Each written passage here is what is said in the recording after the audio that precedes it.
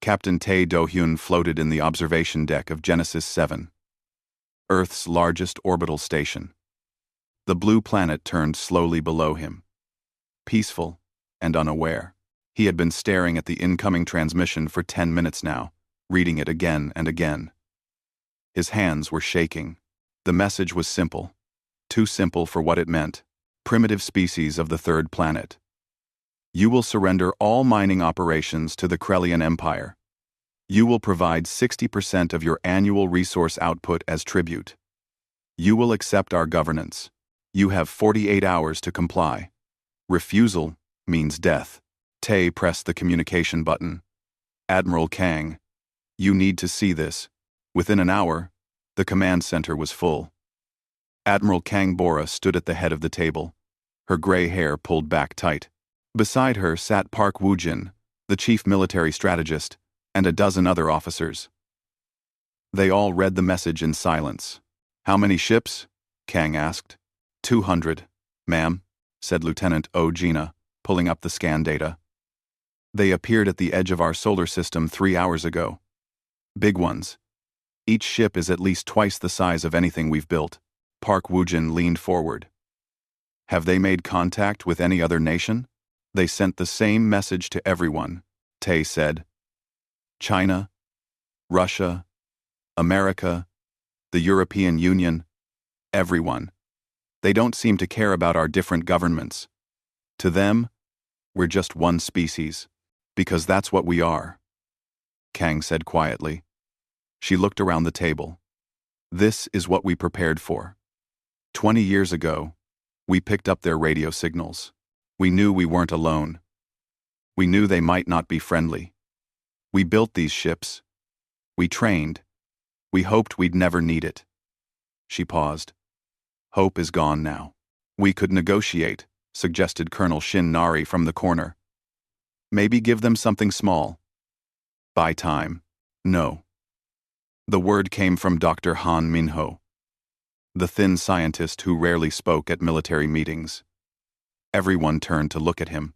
I've analyzed their language patterns and the cultural data embedded in their transmission.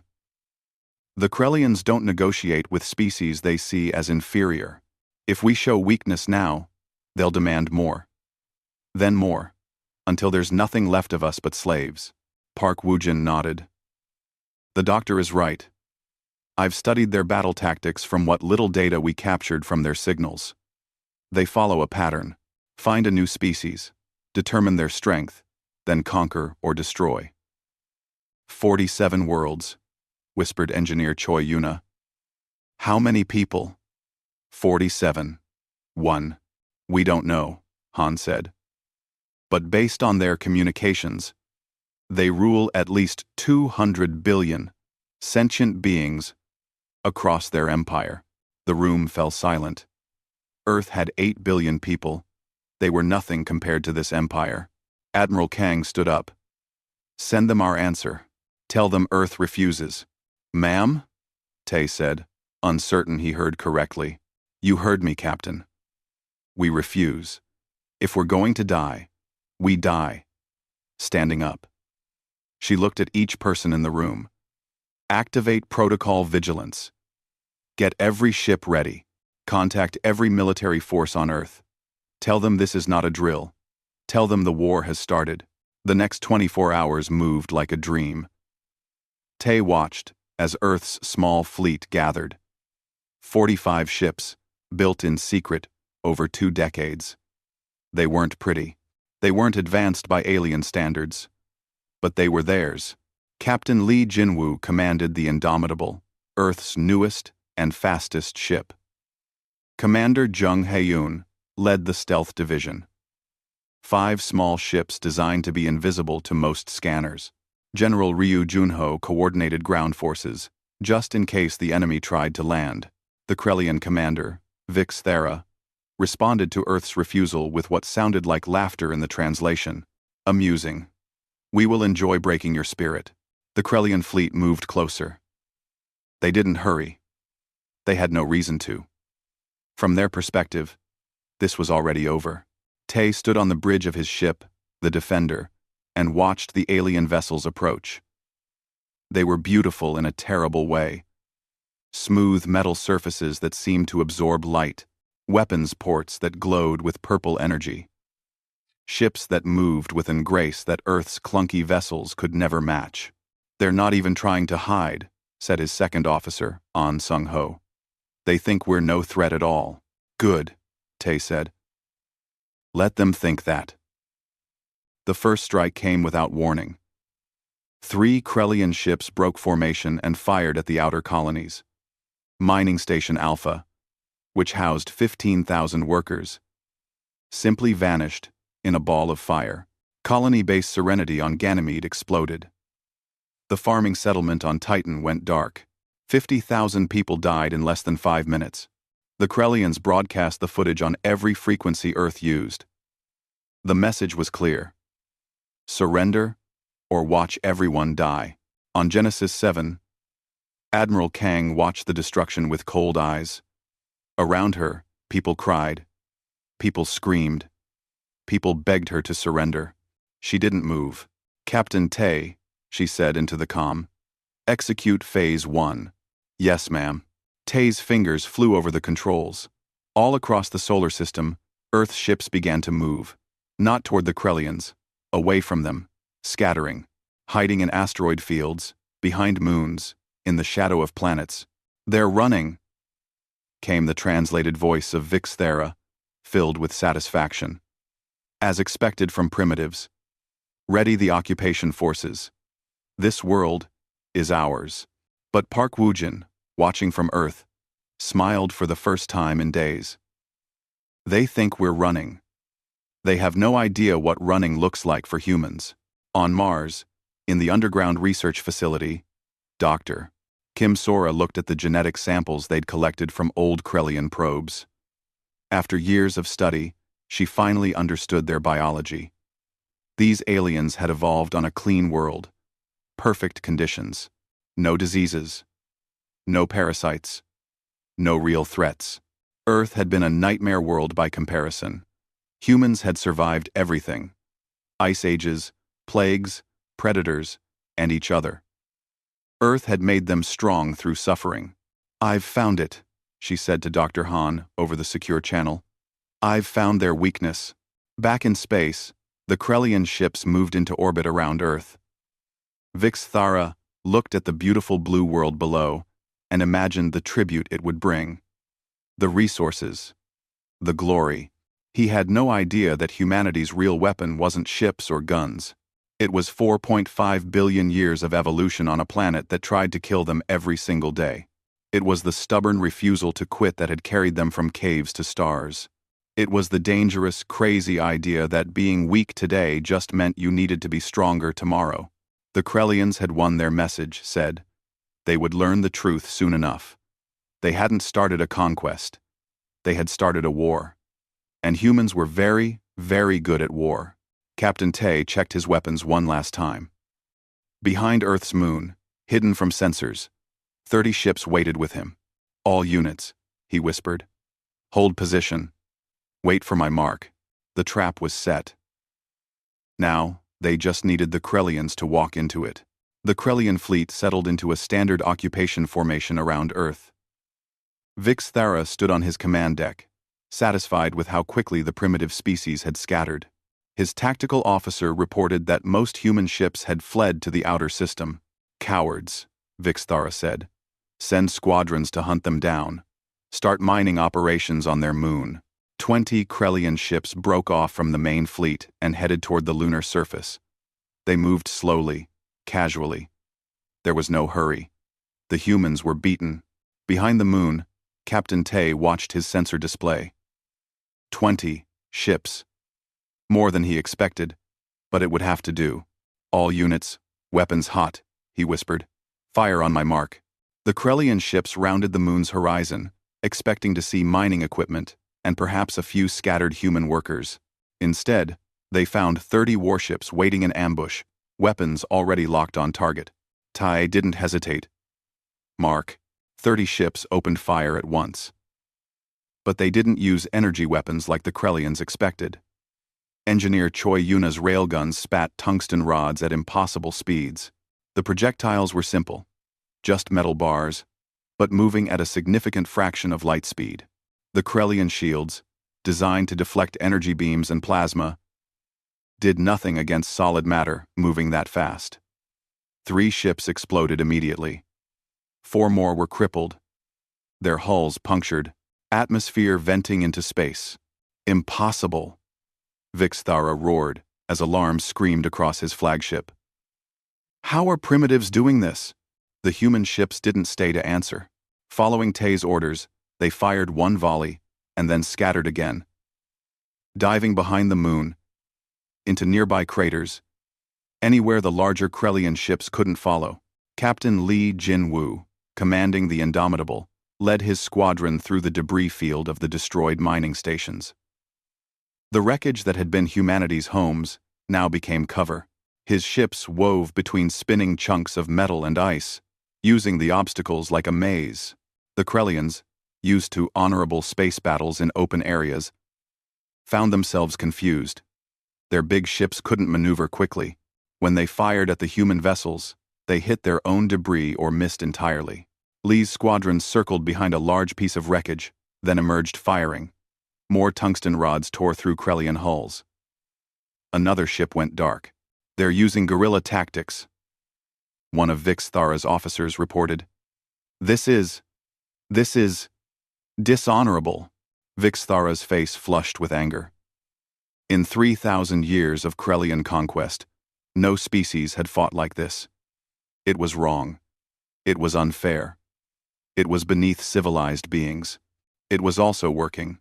By the end of the first hour, the Krellians had lost 30 ships. 30. Against a supposedly primitive species with inferior technology, Vixthara ordered a retreat to regroup. On Genesis 7, Admiral Kang allowed herself a small smile. Phase 1 is complete. How many did we lose? 4 ships damaged, ma'am, reported Lieutenant O. No casualties. All crew evacuated before the ships were hit. Good. Tell Captains Tay and Li to fall back to defensive positions. Activate the minefield around the Lagrange points. While the Krellians regrouped, Earth's leaders met in an emergency session. The victory had bought them time, but everyone knew it wouldn't last. The Krellians had lost 30 ships. They still had 170. Earth had 41 functional vessels left. We need to change the battlefield, said Park Woojin, studying tactical displays. We can't win in straight combat. But we don't have to win. We just have to make victory so expensive, they give up. They won't give up, said Colonel Shin. We humiliated them. Now, it's personal. She was right. Aboard his flagship, Vixthara composed a message to the Krellian High Command. He requested reinforcements, not because he needed them to win, but because he wanted to make the humans suffer for their disrespect. The High Command approved his request. 800 ships were dispatched to Earth, the largest Krellian battle fleet assembled in 500 years. When Earth sensors detected the incoming fleet, the mood shifted from hope to despair. 800 ships. There was no way to fight that many. Admiral Kang gathered her commanders again. We can't evacuate everyone, she said bluntly. But we can save most. Activate Protocol Exodus. Protocol Exodus had been planned for years. Every city had hidden bunkers. Every region had escape routes. Most importantly, humanity had been secretly building colonies in the Kuiper Belt, far beyond where any enemy would look. Small, hidden, enough to preserve humanity if Earth fell. Captain An Sung-ho led the evacuation fleet. Thousands of transport ships began moving civilians off Earth, off Mars, off every settlement. They didn't go to obvious places. They went to asteroids, to ice moons, to tiny rocks in the outer dark. If we lose Earth, we survive anyway, Kang told her officers. Humanity doesn't end with one planet. General Ryu coordinated the ground defense. Anyone who stayed on Earth would fight. Old and young. Civilian and soldier. They fortified cities. They built traps. They prepared for the worst. On the moon, Colonel Shin converted mining tunnels into a fortress. The low gravity gave her an idea. If Krellians tried to land troops, the environment itself would be a weapon. Test the exosuits, she ordered. Engineers had modified construction equipment into combat armor. In the moon's weak gravity, a soldier wearing an exosuit could jump 300 meters, could punch through metal, could move faster than anything the Krellians had seen. Shin smiled. It wasn't much, but it was something. Meanwhile, Dr. Kim worked frantically in her lab. The Krellian biological samples showed a species that had never developed strong immune systems. They had evolved in a sterile paradise. Earth, by contrast, was a biological war zone. Every breath humans took contained thousands of bacteria. Their bodies fought off infections constantly. We can weaponize this, Kim told Dr. Han. Common Earth viruses could be deadly to them. We just need a delivery method. How do we get close enough? Han asked. Lieutenant O volunteered before anyone could ask. I'll take a boarding team. Plant the bioweapons on their flagship. It was suicide, probably. But O had watched the footage of the destroyed colonies over and over. 50,000 people. Men, women, children. Gone. I'll do it, she said simply. The Krellian reinforcement fleet arrived 6 days later. Vixthera now commanded nearly 1,000 ships. He looked at Earth, small and blue, and felt satisfied. Surround the planet, he ordered. Prepare for orbital bombardment. If they won't surrender, we'll burn their world. But as his ships moved into position, Commander Jung's stealth squadron was already among them. 5 small ships, invisible to Krellian sensors, drifted like debris. They had been waiting for days, powered down, cold as space itself. Jung watched the enemy ships surround her position. She waited until they were perfectly arranged. Then she activated the nuclear mine her ship had been sitting next to. The explosion was massive. It caught the Krellian fuel convoy in its blast. Ships exploded in chain reactions. 60 vessels were destroyed or crippled in seconds. Jung's ship was vaporized instantly. She died without knowing if her sacrifice mattered. On Earth, Admiral Kang watched the explosion and closed her eyes. Jung had been a friend, a good officer. She would be remembered. How many ships do they have left? Kang asked. Approximately 740, ma'am. Still too many. But Earth would fight with whatever they had. Because that's what humans did. When the odds were impossible, when defeat was certain, when any sane species would surrender, humans got angry. They got creative. And they got dangerous. Vixthera stared at his tactical display in disbelief. 60 more ships. These primitives had cost him 90 ships total. His honor guard had lost fewer ships in 100 years of conquest. No more games, he growled. All ships, prepare weapons. We burn their planet. We end this. But Earth's defenders had one more surprise waiting. And this time, it would change everything. The Krellian bombardment fleet moved into position above Earth. Vixthera stood on his command deck, ready to give the order that would turn the human homeworld into ash. His finger hovered over the firing control.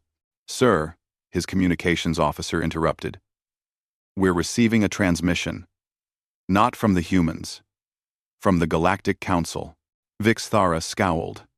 The Council was a collection of old, weak species who valued peace over strength. He had little respect for them, but even the Krellian Empire had to acknowledge Council authority. Play it, he ordered. The message was simple. The Council is monitoring this situation. We remind all parties of the accords regarding civilian populations. It meant nothing. It was a weak protest, a way for the Council to pretend they cared without actually interfering. Vixthera dismissed it, but on a trading ship in a distant system, Captain Bakerina of the Velthori species watched Earth's defense with growing interest. The Velthori had suffered under Krellian aggression for centuries. They paid tribute. They bowed. They survived by being useful and unthreatening. But watching these humans fight back, watching them refuse to surrender, even when outmatched, something stirred in Bake's heart. She encrypted a data packet containing Krellian tactical weaknesses and transmitted it on a frequency she knew the humans monitored. "For courage," she whispered. On Earth, the transmission was received by Park Woojin. He stared at the data in amazement. Ship schematics, formation weaknesses, supply line information. Someone was helping them. "Admiral, you need to see this," he said, but there was no time to analyze it. The Krellian ships were powering up their bombardment weapons. On the moon, Colonel Shin watched the enemy fleet through her observation post. "Here they come," she said to her troops. "Remember your training. Make every shot count." The Krellian troop carriers descended toward the lunar surface. They expected minimal resistance. Instead, they found hell. The moment the first carrier touched down, the ground beneath it exploded. Shin had buried mines across the entire landing zone. 3 carriers were destroyed before their troops even disembarked. The Krellian soldiers who did make it out found themselves in an environment they couldn't understand. The moon's low gravity was disorienting. They moved slowly, carefully, trying to adjust. Shin's troops, born and trained in low gravity, moved like ghosts. They bounded over rocks, jumped between craters, and attacked from unexpected angles. The exosuits turned them into monsters. A human soldier could leap 200 meters, crash into a Krellian squad, and be gone before the aliens could react. "What are these creatures?" One Krellian officer screamed into his comm, before a human soldier crushed his suit with powered fists. The battle for the moon turned into a nightmare for the Krellians. They had superior numbers and better weapons, but the environment was against them. Shin had turned the entire battlefield into a trap. Tunnels connected all across the surface, allowing human troops to appear and disappear at will. For every human that fell, 5 Krellians died. In orbit, Vixthara watched his ground forces struggle with growing rage. "Forget the moon," he ordered. "All ships focus on Earth. Burn it." The bombardment ships fired. Purple energy beams lanced down from space, targeting major cities. Tokyo disappeared in fire. London burned. Mumbai was gone in seconds. Billions of people died in the first hour, but most of Earth's population wasn't in the cities anymore. Protocol Exodus had moved them underground, into the massive bunker systems that had been built in secret over 20 years. The cities that burned were mostly empty shells, sacrificed to buy time. Admiral Kang watched her homeworld burn and felt each death like a knife to her heart. But she couldn't stop now. Stopping meant extinction. "Launch the counterstrike," she ordered. Captain Tay led the remaining Earth fleet in a desperate attack. They knew they couldn't win. They knew most of them would die. But if they could damage enough enemy ships, maybe Earth could survive. The human vessels came from every direction at once. From behind the moon, from the asteroid belt, from hiding spots around Earth's orbit. They fired their railguns and then crashed directly into Krellian ships when they ran out of ammunition. It was suicide. It was insane. It was human. Captain Lee, in the Indomitable, rammed his ship into a Krellian carrier at full speed. The explosion destroyed both vessels and damaged 3 more nearby. Lee died instantly, along with his entire crew. But their sacrifice mattered. Every Krellian ship destroyed was one less firing at Earth. Then something unexpected happened. On the edge of the battlefield, a new ship appeared. Not human, not Krellian. It broadcast on all frequencies in a language both sides could understand. "This is the Kiekstar hive ship. We stand with Earth." The insectoid Kiekstar had also suffered under Krellian domination. They had been watching the battle, watching humans refuse to break, and they had made a choice. One ship wasn't much. But then another appeared. And another. The Velthori trading fleet. The Dax Unity ships. The Morth defensive force. Small species. Weak species. Species that had been pushed around by the Krellian Empire for centuries. They all came to help the humans who had dared to fight back. Vixthara couldn't believe what he was seeing. This is a council violation. You cannot interfere in a legitimate conquest. You made it our business when you threatened to glass a homeworld, came the Velthori response. The council forbids genocide. Now Vix Thera faced a choice. He still outnumbered the combined fleet. But if he continued, it would mean war with multiple species. The political consequences would be severe. His pride won. All ships, engage all hostiles, destroy them all. The battle became chaos. Dozens of different species fighting. Ships exploding. Debris everywhere. The space around Earth turned into a graveyard of metal and fire. On Earth's surface, General Ryu coordinated the desperate ground defense. Krellian troops had landed in Asia and were advancing despite heavy losses. Human soldiers, armed with weapons that seemed primitive compared to alien technology, held the line through sheer determination. Private Yu Mina, a young soldier from Seoul, found herself facing a Krellian shock trooper 3 times her size. Her rifle was nearly empty. The alien's armor was too thick for her bullets to penetrate. She didn't retreat. She ran forward, dodging the alien's plasma fire, and jammed a grenade into its armor joint. The explosion killed them both. Stories like hers were repeated across the battlefield. Humans trading their lives for small victories. It shouldn't have worked, but it did because humans understood something the Krellians didn't. Sometimes, survival meant sacrifice. In her laboratory, Dr. Kim completed her bioweapon. It was ready. Now, they just needed someone to deliver it. Lieutenant O, as promised, assembled her boarding team. 12 soldiers, all volunteers, all knowing they probably wouldn't return. Our target is the Krellian flagship, O told them. We get inside. We plant the virus canisters in their life support system, and we get out if we can. And if we can't? Asked Sergeant Nam. Then we make sure it counts. O said simply. They took a small stealth shuttle, disguised as debris, and drifted toward the massive Krellian flagship. The ship was so large that it had its own gravity, its own city inside, thousands of Krellian crew. O's team attached to the hull and burned their way inside. Alarms immediately began screaming. They had minutes at best, fighting through corridors, taking casualties. O's team pushed deeper into the ship.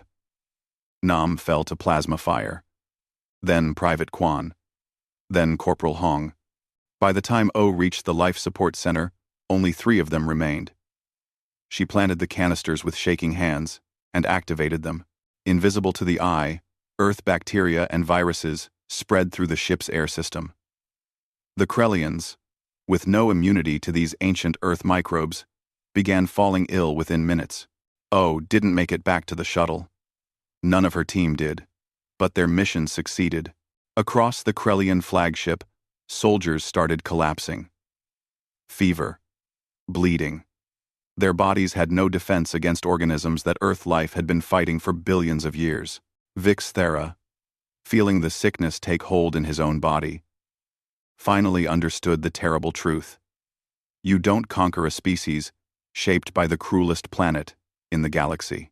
You don't break beings who learn to survive everything from ice ages to plagues to each other. Earth had made humans into survivors, and survivors were dangerous. The Krellian flagship drifted dead in space. Inside, bodies lay everywhere. The bioweapon had spread faster than anyone expected. The ship's advanced air filtration systems, designed to remove chemical weapons and radiation, had done nothing against simple bacteria and viruses. Vix Thara lay in his command chair, barely conscious. His skin was covered in sores. Blood leaked from his eyes and nose. Around him, his crew was dying the same way. Retreat, he whispered into the comm system. But the Krellian fleet was in chaos. 50 ships had already been infected when they docked with the flagship to transfer supplies. Those ships were now spreading the plague to others. Panic set in.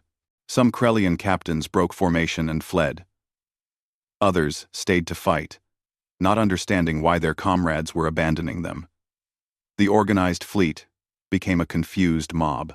Admiral Kang watched from Genesis 7 station, barely believing what she was seeing. Are they really running? Yes, ma'am, confirmed Park Woojin. Their command structure has collapsed. They're scattering. On Earth, the news spread like wildfire. The impossible had happened.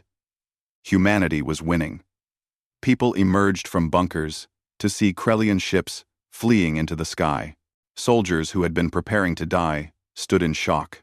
But the war wasn't over. Nearly 400 Krellian ships remained functional, and many were still firing on Earth's cities. General Ryu coordinated the ground forces as they pushed back against Krellian troops, who were now cut off from orbital support.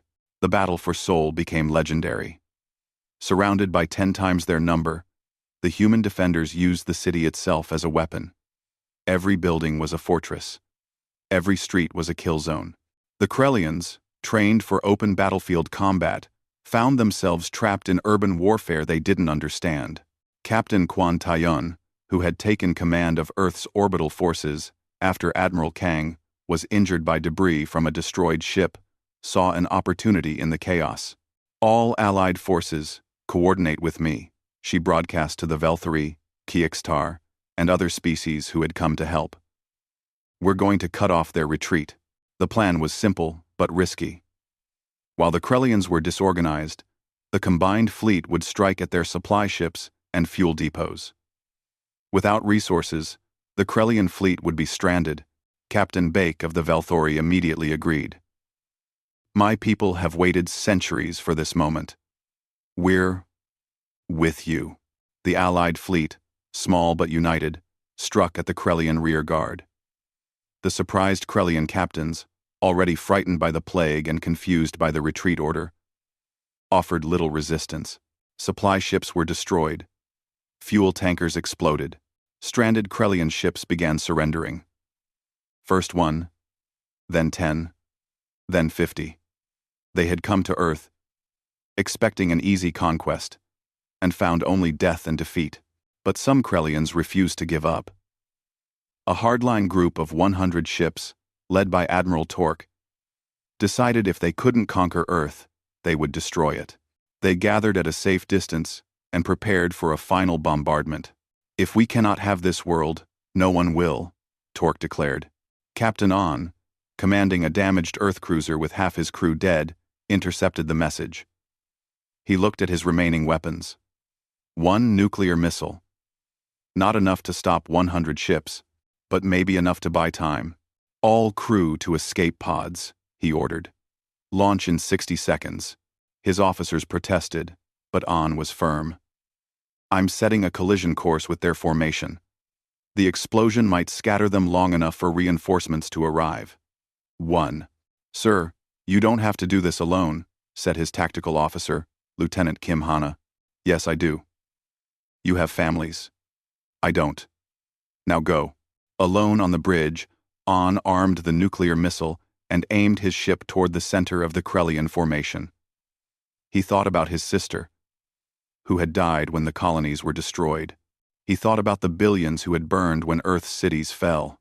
This is for everyone we lost, he said quietly. His ship, moving at maximum speed, crashed into the Krellian formation and detonated its nuclear weapon. The explosion was magnificent. 15 Krellian ships were destroyed instantly. Dozens more were damaged, their formations broken.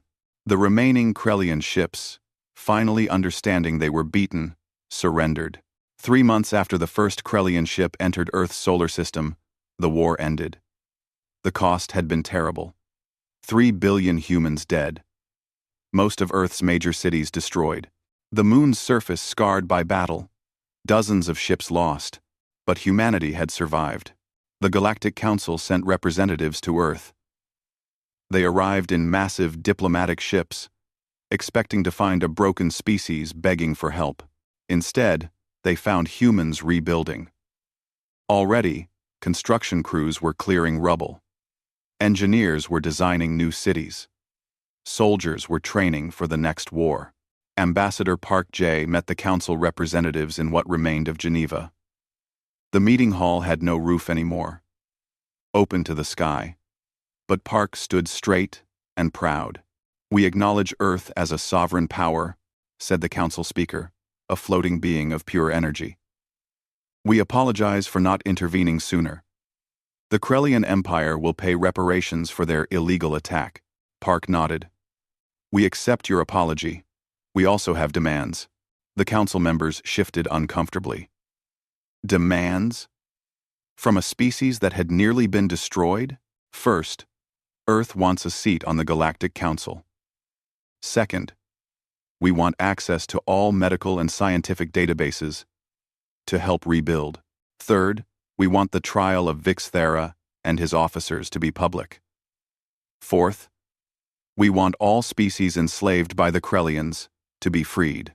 The speaker was silent for a moment. These are significant requests. These are not requests, Park said firmly. These are requirements for peace.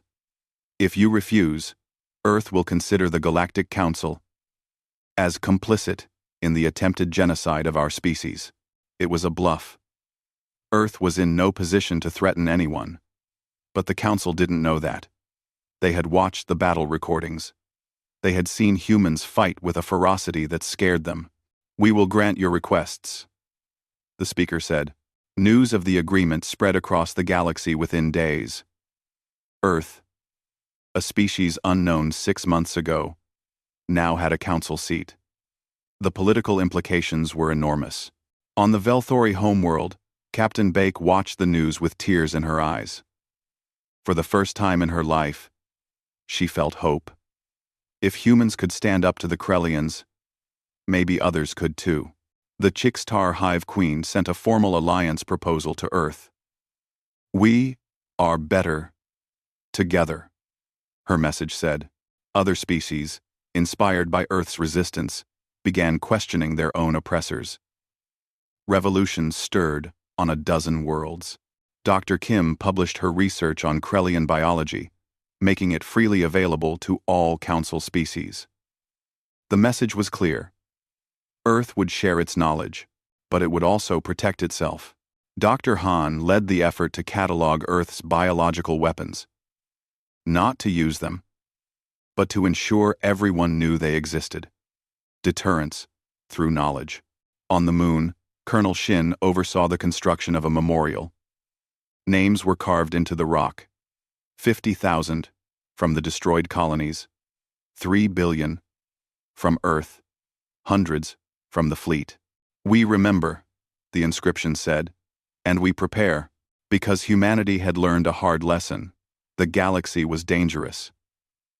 Peace required strength. Survival required vigilance. Captain Tay, promoted to admiral after his role in the moon ambush, stood at the window of the new Genesis station and looked at Earth below. The planet was healing. Slowly, but healing. We were lucky, said Park Woojin, standing beside him. No, Tay said. We were prepared, and we were willing to pay the price. And that, Tay realized, was what made humanity dangerous.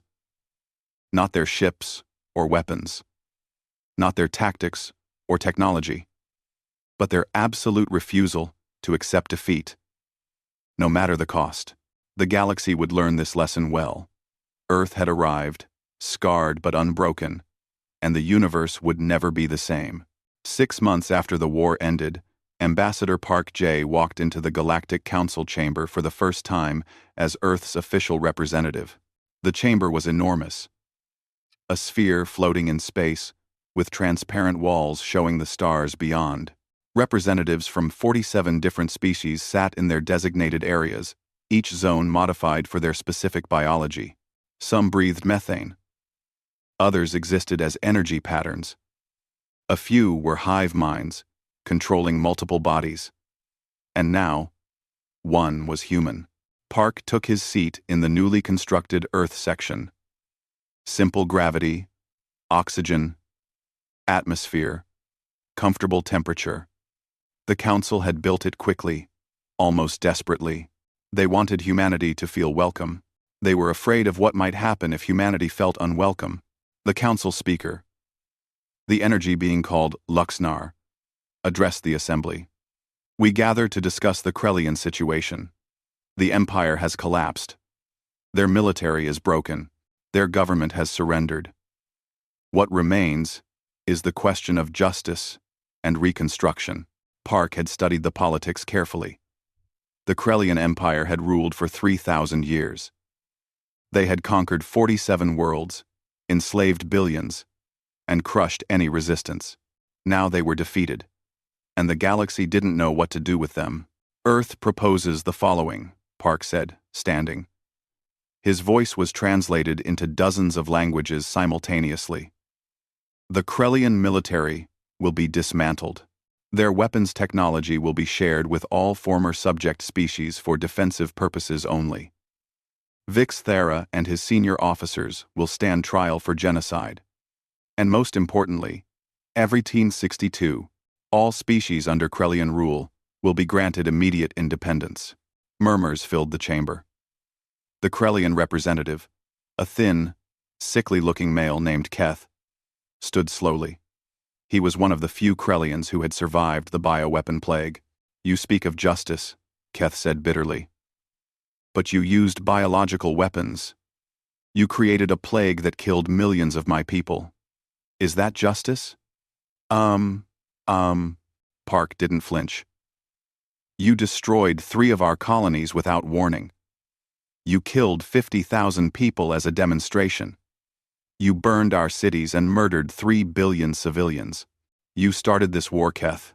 We ended it. The chamber fell silent. No one could argue with that. But, Park continued, his voice softer now, Earth does not seek revenge. We seek peace. Genuine peace. The Krellian people are not our enemies. Your government was. Your military was. We will help rebuild your world. We will share medical technology to cure those still suffering from the plague. But you will never again threaten another species. Keth sat down, defeated. The vote was called. Earth's proposal passed with overwhelming support. On Earth, life continued its slow return to normal. The cities were being rebuilt with new designs, incorporating lessons learned from the war. Underground shelters were now standard in all construction. Every building had evacuation routes. Every citizen received basic military training. Humanity would never be caught unprepared again. Captain Tay, now Admiral Tay, oversaw the construction of Earth's new defense fleet. The ships being built were larger, faster, and more heavily armed than anything humanity had fielded before, and they incorporated technology shared by Earth's new allies. The Velthori had provided advanced shield generators. The Kiekstar shared their sensor technology. The Morth offered engine designs. Earth was no longer alone in the galaxy.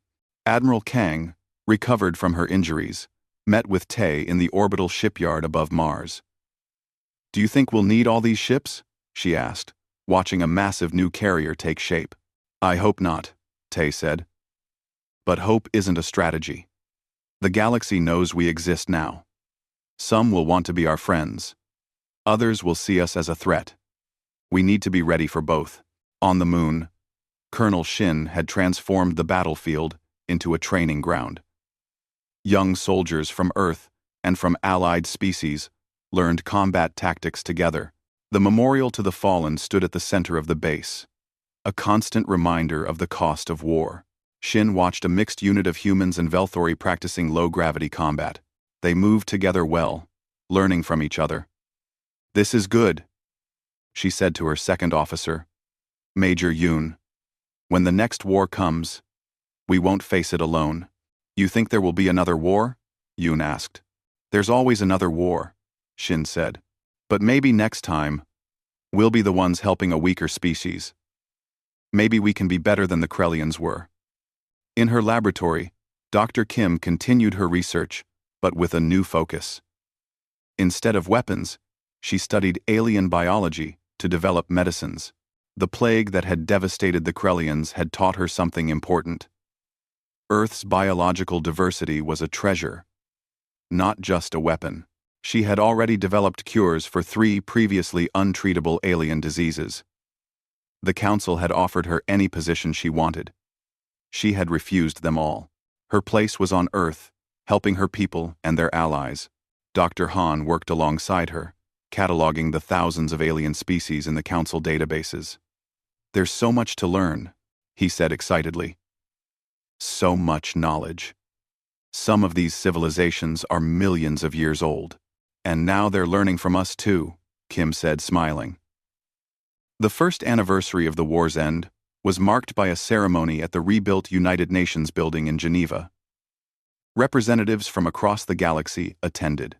It was part memorial, part celebration, part warning. General Ryu gave the main speech. He was older now, grayer, but still strong. "We gather here to remember those we lost. 3 billion humans, millions of Krellians, thousands from allied species who came to our aid.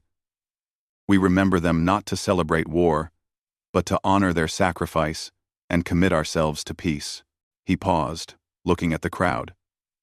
"But we also gather to send a message to the galaxy. Earth is here. We are not aggressive. We are not conquerors. But we are not victims either. Any species that sees humanity as weak, as primitive, as acceptable targets. Remember what happened to the Krellian Empire. Remember that humans are survivors, and survivors are the most dangerous beings in the universe." The crowd erupted in applause.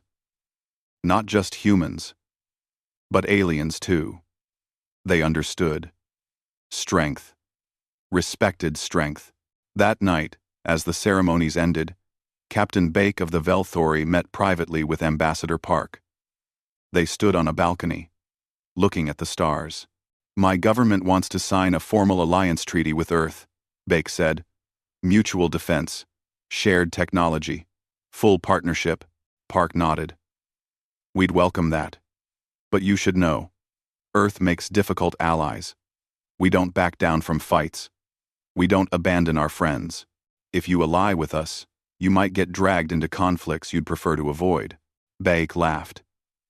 "That's exactly why we want to ally with you. For too long, my people have avoided conflict by surrendering before the fight even starts. You've shown us another way. Stand firm, fight smart, never give up. We want to learn that from you." "Then we have a deal," Park said, shaking her hand.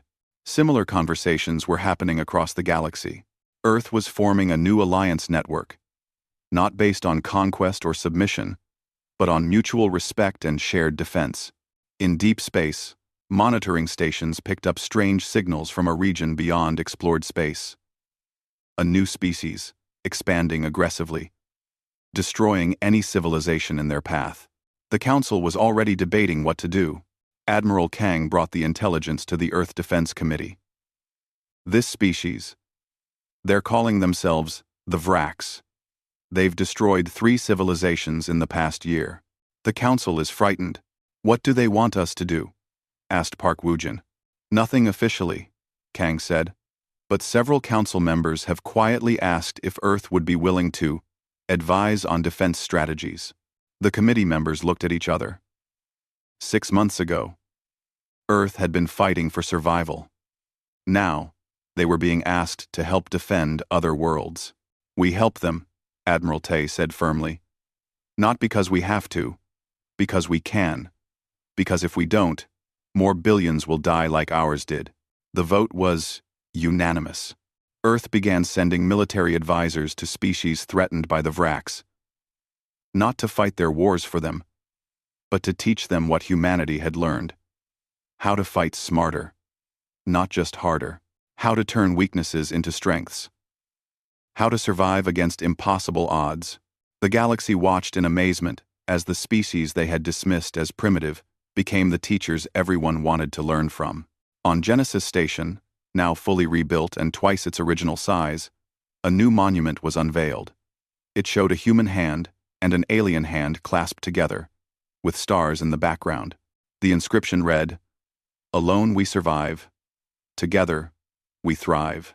Admiral Tay stood at the ceremony, thinking about how far humanity had come. From a species nobody knew existed to a major galactic power. From victims to protectors. From alone to allied with dozens of worlds. "You look thoughtful," said Ambassador Park, standing beside him. "I'm thinking about Vix Thera," Tay admitted. "The Krellian commander. He's still in prison, waiting for trial. I visited him last week." "Why?" "I wanted to understand what he was thinking. Why he attacked us." Tay paused. "He said he thought we were weak because we were divided, because we had so many nations, so many languages, so many ways of thinking. He thought that made us fractured." "What did you tell him?" "I told him that's exactly what makes us strong. We learn to cooperate despite our differences. We learn to argue and debate and still work together. Unity through diversity, not uniformity." The Krellians only knew uniformity. One government, one way of thinking. When that failed, they had nothing else. Park nodded slowly. "That's actually profound. Don't sound so surprised," Tay said, smiling. They stood in comfortable silence, watching ships come and go from the station. Human ships, Velthori ships, Chixtar ships, all working together. Somewhere in the galaxy, another aggressive species was expanding. Another war was probably coming. But this time, Earth wouldn't face it alone. This time, humanity had friends, and the universe was learning a lesson that would echo through the ages. Never start a war with a species that spent 4 billion years learning how to survive on the galaxy's most dangerous planet. Never underestimate beings who had clawed their way from caves to stars through sheer stubborn will. Never mistake kindness for weakness, or peace for pacifism. The warning had been given. Earth had arrived, and the galaxy would be better for it. As long as everyone remembered the simple truth, humans were not the strongest species. They were not the smartest. They were not the oldest or most advanced, but they were survivors. And in a dangerous universe, that was the most important thing to be. The memorial on the moon bore a final inscription, added after the war. It was written in every language of Earth and every language of the Galactic Council. They attacked us because they thought we were weak. We fought back because we knew we were strong. We won because we refused to lose. Remember this, and peace will follow. And in the decades that came, peace did follow. Not perfect peace, not eternal peace, but real peace, earned through strength, maintained through vigilance, and protected by those who understood that survival was not a gift. It was a choice, and humanity had made theirs.